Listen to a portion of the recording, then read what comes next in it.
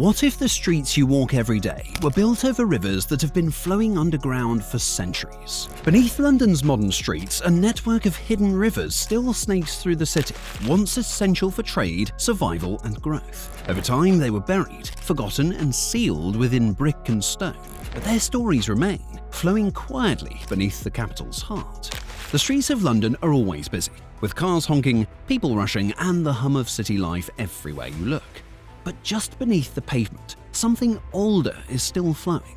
As the camera shifts from crowded intersections to faded maps and historic engravings, faint sounds of rushing water rise in the background. For centuries, rivers like the Fleet, Walbrook and Tyburn crisscrossed the city, feeding its growth, powering mills and supporting trade. They helped build London's economy, but as industry expanded, they also spread pollution, disease and waste. By the 19th century, many had become open sewers, forcing engineers to enclose them beneath brick tunnels and drain pipes. Now they flow in silence, hidden from view but never gone. Could these rivers ever return to the surface, reshaping London once again? Beneath the cobblestones and asphalt, these rivers carved the very foundations of London. The Fleet River once powered mills and carried goods through the heart of the city. Tyburn supplied water for inns and tanneries, while Walbrook nourished Roman Londinium and became a centre for trade and ritual.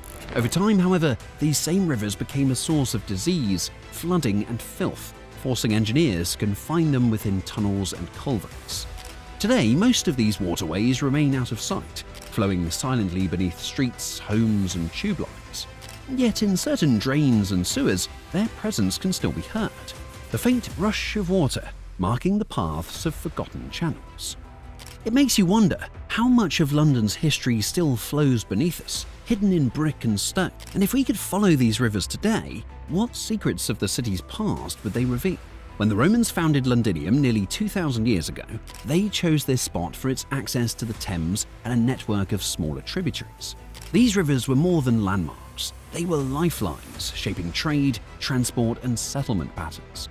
The city grew around them, drawing water for drinking, fishing and agriculture, and powering early industries. By the medieval period, these streams supported tanneries, breweries and bustling marketplaces. Merchants relied on them to transport goods, while locals fished or collected water for daily life. Even today, traces of these waterways remain in street names. Fleet Street, which once ran along the River Fleet, Holborn, derived from Hollow Bourne, and Walbrook, which marked a sacred Roman waterway. Every brick laid, every loaf baked, every barrel brewed depended on these veins of water threading through the city. The lifeblood of London flowed openly through channels and ponds, shaping the rhythm of daily life. But as the city grew, so did its problems. Population booms, industry and poor sanitation turned once pristine streams into open sewers. Filth and disease spread, and rivers that had nurtured the city became a threat to it. How did the people of London respond to this growing danger? And as these rivers shifted from lifelines to liabilities, how did the city's engineers, planners and residents adapt to survive while still building one of the world's greatest capitals? As London's population exploded during the Industrial Revolution, the city's rivers were pushed beyond their limits. Streams that had once supplied drinking water, powered mills and carried goods became dumping grounds for household waste, industrial effluent and slaughterhouse runoff. By the 1700s, the Fleet River was little more than an open sewer, its banks lined with refuse, while the Tyburn earned a notorious reputation for disease, foul odours and unsafe drinking water. The rivers that had sustained London for centuries were now a threat to its very survival. The stench and filth reached a climax in the Great Stink of 1858, when the summer heat intensified the odour from the Thames and its tributaries. Parliament itself was forced to close temporarily, and urgent action was required to save the city from both the smell and the health hazards. Enter Joseph Bazalgette, the chief engineer tasked with overhauling London's sanitation. His solution was both monumental and elegant: a network of massive brick tunnels to enclose the rivers and redirect them into a modern sewer system, channeling waste away from the city. Rivers that had once flowed freely were now confined underground, their courses traced in brick and stone, disappearing almost overnight. Visual overlays of historic maps fading into modern London reveal how these waterways were hidden beneath streets, homes and railway lines. Where once there had been open channels, there were now tunnels carrying water and history out of view. Yet, the rivers were not gone. They continued to flow silently beneath the city, shaping foundations, influencing floods, and marking routes that would later define streets and neighbourhoods. It makes you wonder, how did Londoners adjust to life above rivers that were no longer rivers at all? The Fleet River was once one of London's most important waterways, stretching from Hampstead Heath, winding through Clerkenwell and Holborn, and finally joining the Thames near Blackfriars. In its prime, it powered mills, supplied water to industries, and carried goods along its course. Boats once navigated its gentle currents, delivering supplies to merchants and traders who depended on the river for daily business. As London expanded and sanitation became a growing concern, the fleet was gradually enclosed in brick culverts, disappearing from sight. Today, its presence is subtle but undeniable. Residents near Blackfriars can still hear the faint rush of water beneath the streets, especially after heavy rain. Legends grew around the fleet as well. Smugglers and thieves reportedly used hidden passages along the river to move goods secretly, avoiding authorities in the bustling city above. Some stories even suggest secret tunnels connected old inns and warehouses, allowing clandestine trade to flourish unnoticed. It's astonishing to think, beneath modern roads and office buildings, the same waters that once fueled London's commerce continue to flow. If you walked along Fleet Street today, could you trace the river's hidden path beneath your feet? The Tyburn River once flowed through what is now Westminster, passing close to the grounds of present-day Buckingham Palace. In earlier centuries, it served practical purposes. Residents fished its waters, and nearby inns relied on it for fresh water and trade. However, as the city grew, the Tyburn, like many rivers, became a conduit for waste, spreading disease and foul odours throughout the area. By the 17th and 18th century, its reputation had turned dark, its clear waters replaced by stagnant filth. Over time, it was culverted and buried, vanishing from view. Myths arose around the river, including stories of royal escape tunnels that supposedly followed its course, offering secret routes beneath the palace grounds. Could these tales of hidden passageways have a basis in the city's forgotten infrastructure? And what else might still lie undiscovered beneath Westminster's streets? The Walbrook River was central to Roman Londinium, flowing near the Temple of Mithras and forming a bustling hub for trade and daily life. Archaeological excavations along its banks have uncovered Roman pottery, coins, and ritual artifacts, revealing a vibrant cityscape that depended on the river for commerce and ceremony. As London expanded, the Walbrook was gradually buried, yet traces of its course still appear in the city's underground archaeology.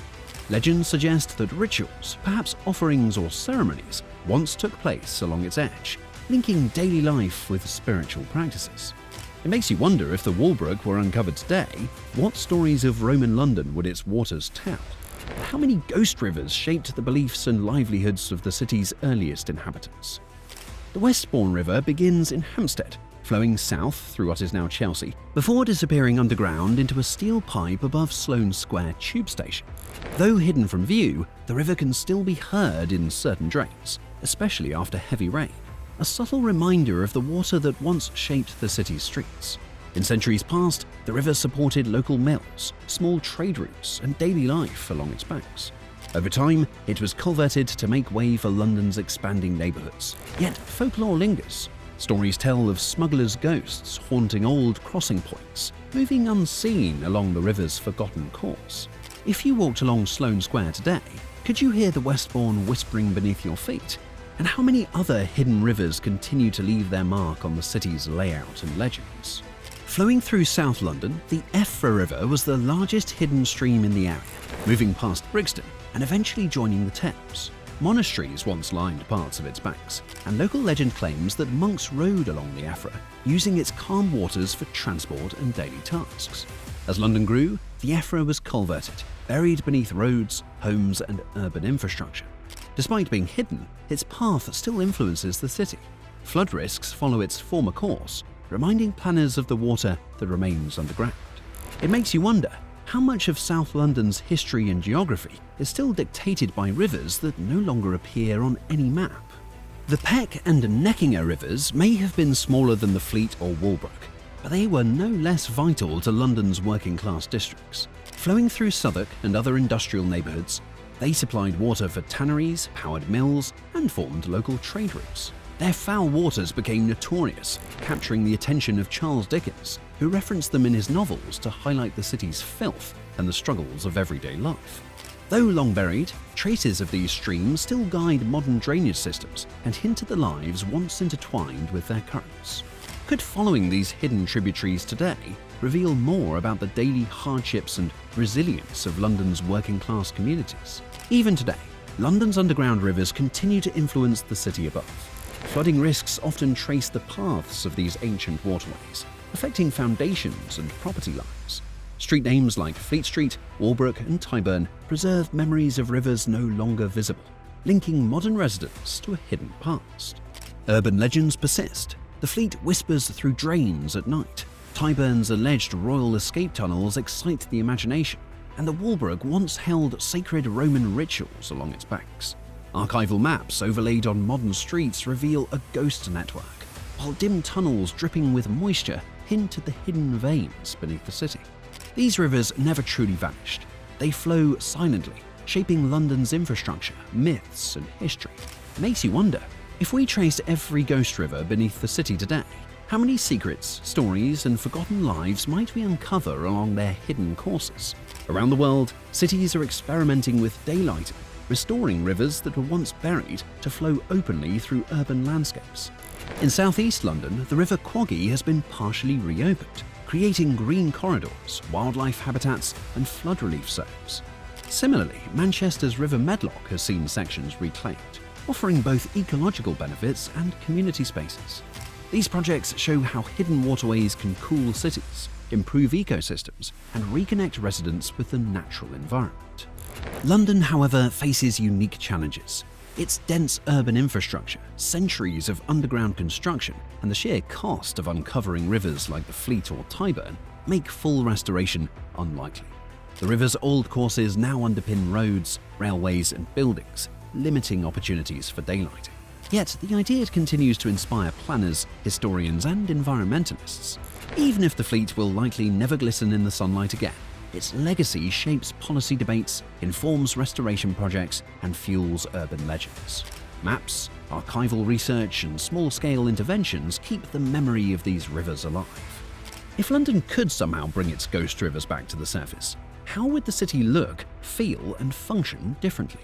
The rivers of London are ghosts. They carried ships, fed families, powered industries, spread disease, and helped build an empire.